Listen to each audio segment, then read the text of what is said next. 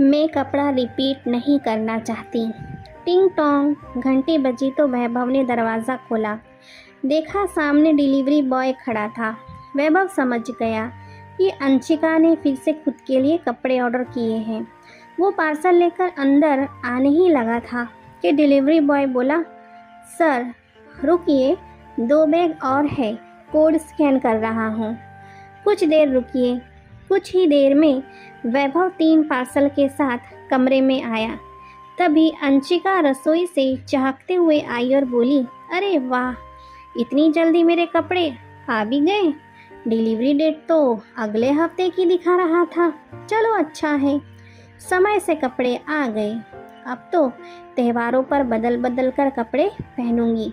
अंशिका खुशी से बोले जा रही थी और साथ साथ पार्सल भी खोले जा रही थी।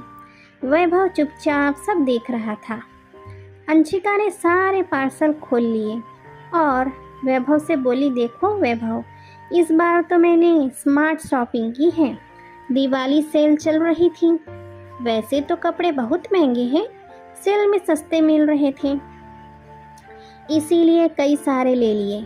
मैं तो बचत में यकीन रखती हूँ, इसीलिए किफ़ायती शॉपिंग करती हूँ। ये कैसी बचत है अंशिका, इतने सारे कपड़े एक साथ ले लिए। आजकल तो हर हफ्ते तुम ऑनलाइन शॉपिंग करती हो। पहले वाले कपड़े तो पहन लो, फिर नए ले लेना। यह बचत नहीं, फिजूल खर्ची है। वैभव, वो सारे कपड़े तो मैं एक एक बार पहन चुकी हूँ।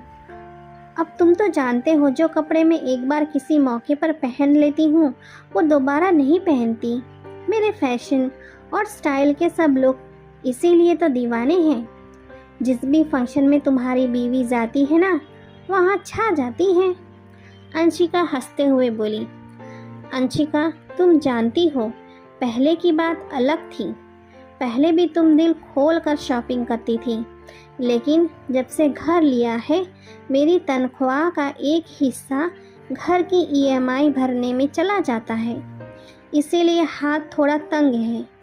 इसीलिए तुम्हें समझा रहा हूँ, तुम भी मेरी प्रॉब्लम को समझो। और ये क्या बात हुई कि एक बार पहनने के बाद कपड़े फिर से नहीं पहनने? तो क्या करोगी इतने कपड़ों का? वैभव, क्या मुझे खुद के लिए शॉपिंग करने का भी हक नहीं है?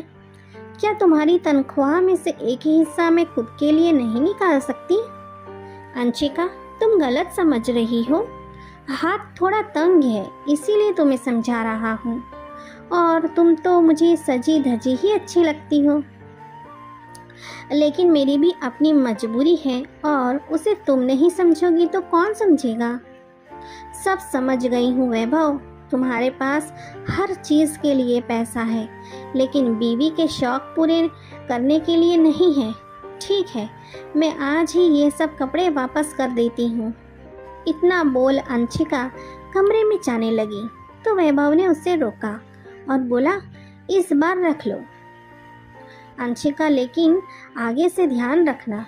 वैभव के इतना कहते ही अंशिका उसके गले लग गई और बोली, शुक्रिया, बस आपकी यही बात मुझे अच्छी लगती है।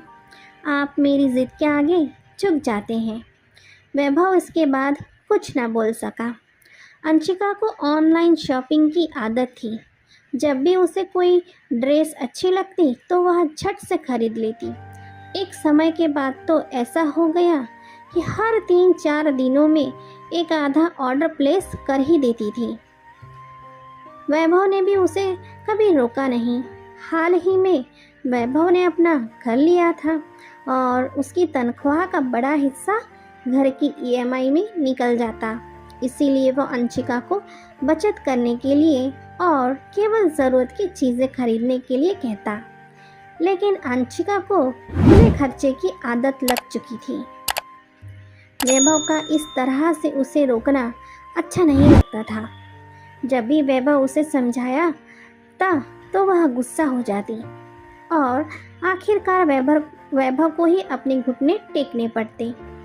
अंशिका नए नए कपड़े लेती और उन्हें एक बार किसी फंक्शन में पहन ली, या फिर एक बार अगर उन कपड़ों में उसने फ़ोटोज़ सोशल मीडिया पर डाल दी तो वह उस कपड़े को फिर से नहीं पहनती थी। जबकि जब भी अंशिका के दोस्त उसकी फैशन सेंस की तारीफ करते तो वो बहुत खुश होती। लेकिन कहते हैं ना, अति किसी भी चीज़ की अच्छी नहीं होती। अंशिका की शॉपिंग वैभव के लिए मुसीबत बनते जा रही थी और उन्हें पूरा करने के लिए वो ऑफिस में ओवरटाइम करने लगा था कि 4 पैसे ज़्यादा कमा सके। इस बार तो रविवार के दिन वैभव ऑफिस के लिए तैयार होने लगा तो अंशिका बोली, ये क्या वैभव, छुट्टी के दिन भी ऑफिस जा रहे हो? आजकल वैसे ही आप ऑफिस से लेट आते हैं।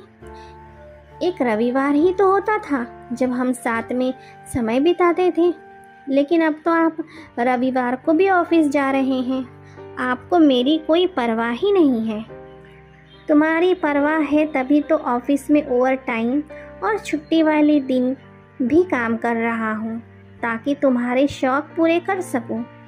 तनख्वाह कम पड़ रही है और तुम मेरी मजबूरी समझना नहीं चाहती। कुछ कहता हूँ तो नाराज़ हो जाती हो, इसीलिए बीच का रास्ता निकाला है ताकि तुम्हारी चाहतों को पूरा कर सकूँ। इतना सुनते ही अंशिका का चेहरा उतर गया और उसे अपनी भूल समझ आ गई। वो वैभव से बोली, वैभव, मेरी चाहत तो आप हैं, मुझे आपका साथ रहना है।